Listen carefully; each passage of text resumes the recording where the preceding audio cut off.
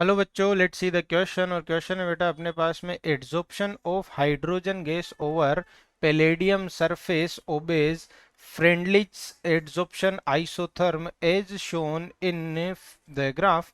The mass in gram of hydrogen gas adsorbed on the surface of 1 gram palladium at a pressure of 8.1 multiplied by 10 to the power minus 3 atm is। तो देखो, अपने को पता है कि जो Freundlich adsorption isotherm है उसके अकॉर्डिंग अपना जो फॉर्मूला बनता है या जो अपनी इक्वेशन बनती है वो हम लिख लेते हैं। तो हम वो ही सबसे पहले लिखते हैं। तो हम बात करते हैं बेटा, according to Freundlich adsorption isotherm, जो अपनी इक्वेशन बनती है बेटा, वो इक्वेशन क्या बनती है? वो इक्वेशन बनती है बेटा, वाई एक्सिस पे क्या है? देखो, एक्स बाई एम है, तो वाई एक्सिस पे एक्स बाई एम है is equals to M X plus C, है ना। तो 1/n log p, ये एम एक्स प्लस सी क्या बनता है? log k, ये बनता है। तो यहाँ पे अपने को Y axis plus Y is equals to M X plus C से हम इसे कंपेयर करेंगे। वाई एक्सिस पे log x बाई एम है, बिल्कुल ठीक है। स्लोप अपने को दे रखा है 1/n। 1 स्लोप का मतलब हो गया 1/n। और 1/n की वैल्यू कितनी दे रखी है बेटा अपने को? यहाँ पे स्लोप कितना दे रखा है? इस ग्राफ का स्लोप हम tan थीटा लिख सकते हैं ना, इसे ही तो हम स्लोप कहते हैं। तो ये वैल्यू और 1/n की वैल्यू किसके इक्वल हो गई बेटा? 0.25 के इक्वल हो गई क्या? तो n की वैल्यू किसके इक्वल हो गई बेटा अपने पास में? n की वैल्यू अपने पास में 4 के इक्वल हो गई। आ गई आपको बात समझ में? अब हम बात करते हैं कि c जो है वो इंटरसेप्ट है। तो log बेस 10 में k की वैल्यू बेटा अपने को कितनी दे रखी है? 1 दे रखी है। तो k की वैल्यू कितनी हो जाएगी?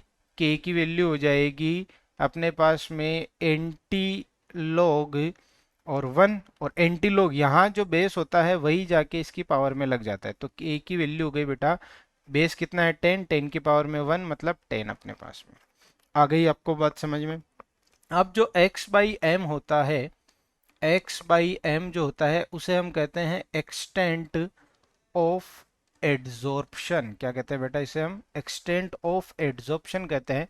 जहाँ पे जो x होता है उसे हम कहते हैं mass of adsorbate. Mass of adsorbate का मतलब जो गैस आके एड्सॉर्ब हो रही है उसका मास कितना है। और जो m होता है बेटा उसे हम कहते हैं मास ऑफ एड्सॉर्बेंट। तो एड्सॉर्बेंट का मास क्वेश्चन में गिवन है क्या? ये रहा 1 ग्राम, ये रहा 1 ग्राम, ठीक है। प्रेशर क्वेश्चन में गिवन है क्या? बिल्कुल, अपने पास में प्रेशर भी गिवन है। कितना है? 8.1 मल्टीप्लाइड बाय 10⁻³ जिसे मैं क्या लिख सकता हूँ? 81 मल्टीप्लाइड बाय 10⁻⁻4 एटीएम लिख सकता हूँ ना। चलिए, अब हम बात करते हैं बेटा, अपने पास में ये वैल्यू है, यहाँ से हम वैल्यू पुट करेंगे और x की वैल्यू निकालने की कोशिश करते हैं। तो log अपने पास में है log बाई log बेस 10 ही चल रहा है पूरा का पूरा। x की वैल्यू हमें नहीं पता है, m की वैल्यू अपने को पता है 1 है, is equals to 1/n। n की वैल्यू कितनी आई थी? 4 आई थी। और यहाँ पे क्या बन जाएगा बेटा अपने पास में? ये बन गया log बेस 10 और ये बन गया p। p का मतलब कितना? इतना एटीएम दे रखा है ना अपने को तो क्वेश्चन में। तो एक मिनट बेटा, या फिर पूरी इक्वेशन को हम ना चेंज करके चलो दूसरे तरीके से लिखते हैं अपन।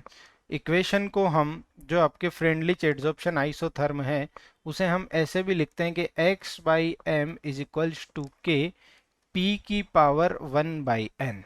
ये बहुत आसान, यहाँ से इजी हो जाएगा। x पता ही नहीं है, m पता है 1 है, इज इक्वल्स टू k पता है अब अपने पास में 10 है, और प्रेशर कितना है? 81 मल्टीप्लाइड बाय 10⁻⁻4, और इसकी पावर में कितना जाएगा? 1/4। इसे जब हम सोल्व करेंगे तो सोल्व करने के बाद अपने पास बेटा जो आंसर आएगा x का, वो कितना आएगा? x का आंसर आएगा बेटा 3 ग्राम। यानी 3 ग्राम गैस जो है यहाँ पे हाइड्रोजन गैस, वो एड्सॉर्ब होगी 1 ग्राम पैलेडियम की सरफेस पे। तो I hope you understood it very well. Best of luck.